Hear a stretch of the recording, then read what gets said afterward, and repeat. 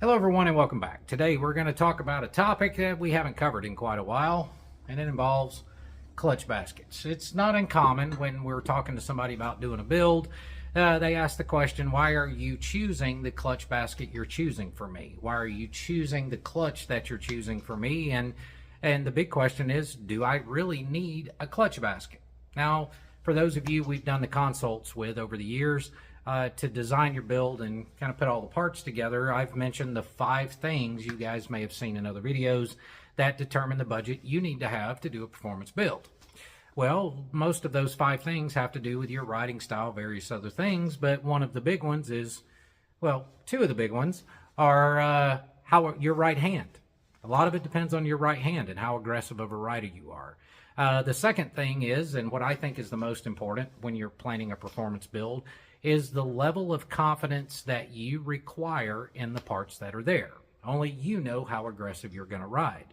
So today we're going to talk about why I choose the clutches that I use, the clutch baskets that I use, my track record with the companies that make those clutch baskets. We're going to talk about the stock ones, the risk versus reward, and all those various different things. So stick around.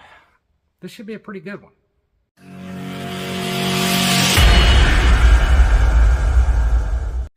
Quite some time ago, I posted a video, and it was, we're going back a couple of years ago or something like that, and I'd mentioned that I did a build for a guy. It was one of our, what I call our 110 plus kits. He had a 2010 CVO, and the engine was quite an animal. And one of the components that it came down to was, do I really need this component, was a clutch basket. And after talking to him, he made the decision to stay with a stock clutch basket. As a result, there was one occasion that he found himself, I believe it was in Daytona, and he had an opportunity to dump the clutch and do a burnout. Now, in our original conversation about the build, his personality was the guy that never did that. Well, he had that one opportunity to do that. When that clutch basket exploded, it caused several thousands of dollars worth of damage. So first, let's talk about the stock clutch baskets. This one has already been removed from its ring gear and its back plate. It's a cast piece. And basically what happened when he dumped that clutch and his clutch basket exploded, several things happened. Number one, it took out his inner primary.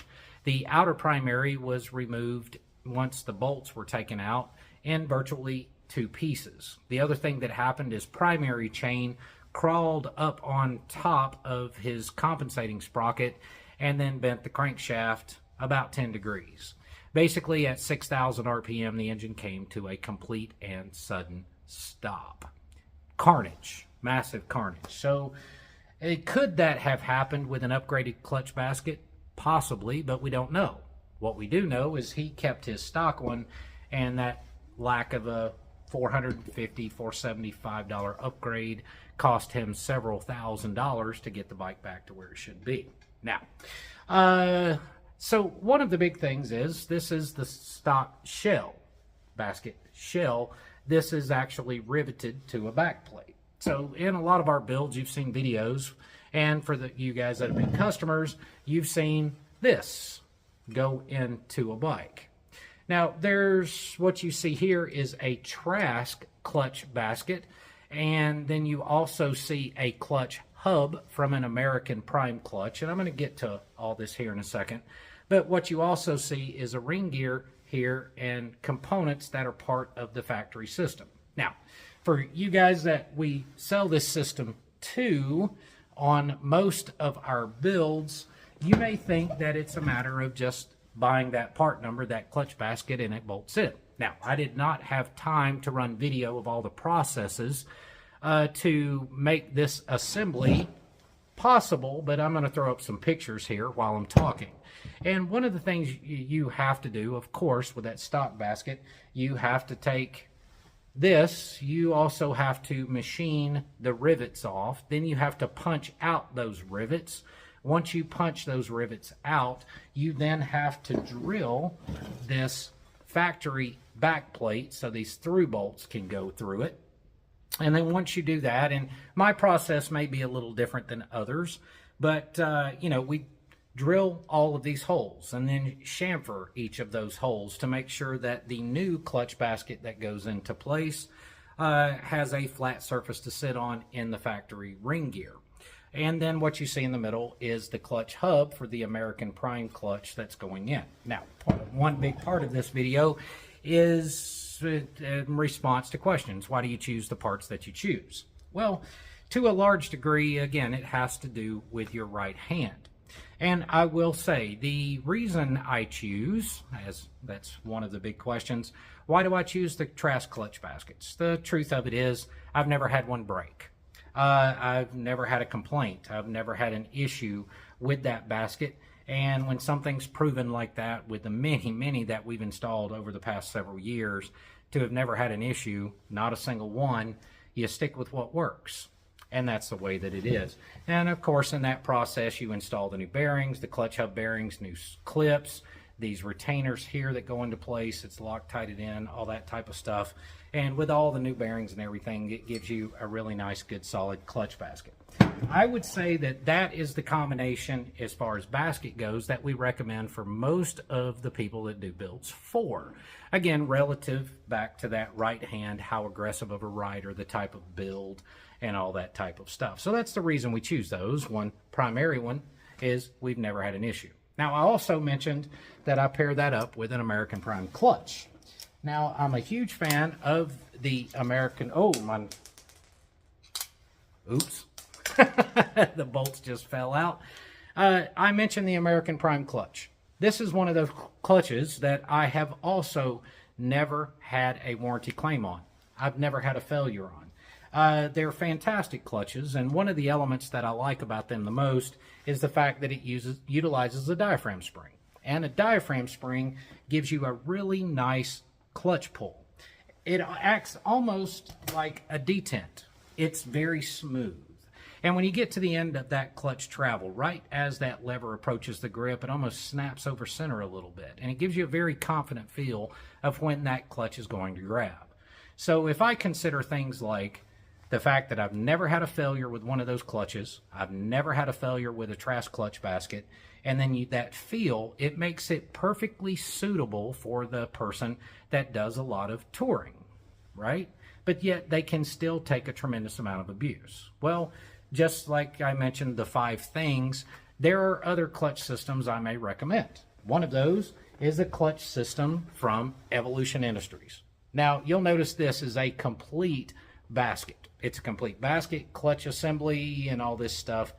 Exceptionally good products. And this is something that I would more likely recommend for the guy that's on the different end of the spectrum.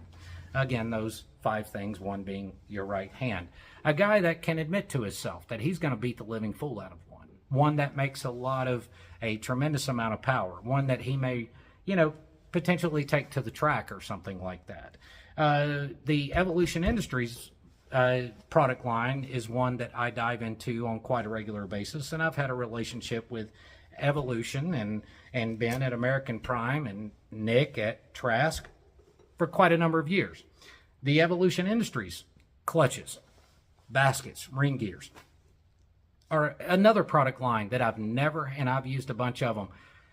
I've never had a single warranty claim or an issue with anything from Evolution Industries. They're a great company as well. But you also have a lot of other options. That's the great thing about this industry. Barnett makes great clutches. And Baker has clutch and clutch baskets for various different year models. There are a lot of options out there that you guys have. But, I consider consistency to be important, and also track record. So when I make the choices for you guys about what parts I recommend, understand a lot of it has nothing to do with me. It's mostly up to you. It's part of those 5 things and how aggressive you're going to ride. But that being said, there are more when you get just say a clutch basket and you decide to go this route here, which is a bit more economical. But again, depending on your riding style, should not produce any issues for you, provided it's done proper. So it's drilling the holes perfectly centered, making sure you chamfer those holes, and then, of course, using the locking plates, installing new bearings, using proper machine shop processes to install those bearings with things like press fit lubricant, making sure that your press is, you know, squared up and you're not galling that parent aluminum when you're pressing it together.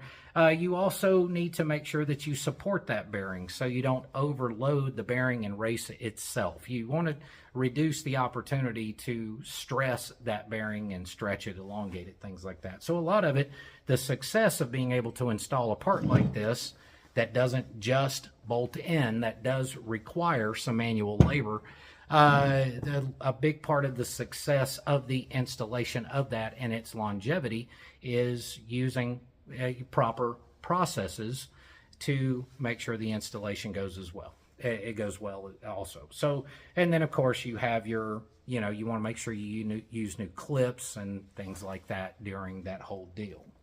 So I hope that this helps you understand why we choose the parts that we choose, or advise you on choosing the parts that you choose, and based on your build and some of the different options that are available out there for you as you start planning your build. So that being said, hope you guys have a wonderful week. We're going to continue to hammer out on all the jobs that are in here that you guys have been just incredibly patient with and get this stuff knocked out. And if you have any questions on your clutches, your pressure plates, your clutch baskets, things like that, then give us a call or shoot me an email. That's probably the best way. Take care of yourselves and each other. Have a good one.